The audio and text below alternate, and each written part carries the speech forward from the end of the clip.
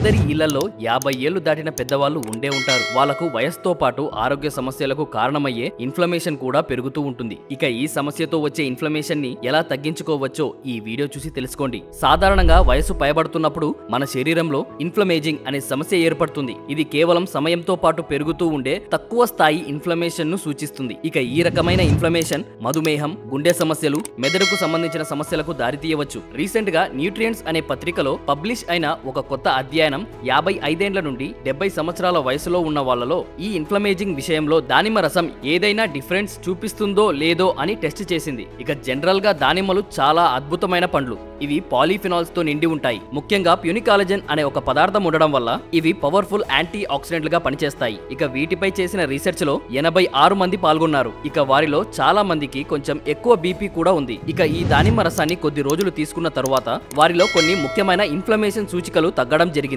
ఉదాహరణకు IL-6 అనే ఒక సూచిక సుమారు 5.47 పీకోగ్రామ్స్ పర్ మిల్లీ లీటర్ పడిపోయింది. ఇక వారి సిస్టోలిక్ రక్తపోటు కూడా సుమారు 5 మిల్లీలీటర్స్ ఆఫ్ మెర్క్యూరీ తగ్గింది. ఇక ఈ మార్పు జరగడం వల్ల తీవ్రమైన గుండె సమస్యల ప్రమాదం తగ్గే అవకాశం ఉంటుంది. అలాగే బరువు వంటి అంశాలు ఎక్కువగా మారకపోయినప్పటికీ ఫలితాలు దానిమ్మ రసం హెల్తీ ఏజింగ్ కి సహాయపడే సహజమైన మార్గం కావచ్చని రీసెర్చ్ చెబుతుంది. ఆరోగ్యకరమైన జీవన శైలితో ఈ ఇన్ఫ్లమేషన్ ను నియంత్రించుకుంటూ వెళ్తే దానిమ్మ రసం లాంటి ప్రకృతి సిద్ధమైన పరిష్కారాలు మనకు హెల్త్ విషయంలో చాలా ఉపయోగపడతాయి. ప్రశ్న ఎలా పుట్టినా సమాధానం ప్రకృతి నుండి పుట్టే ఉంటుంది. అందుకే ప్రకృతి ఇచ్చిన ఔషధాలను గౌరవిద్దాం. Thank you.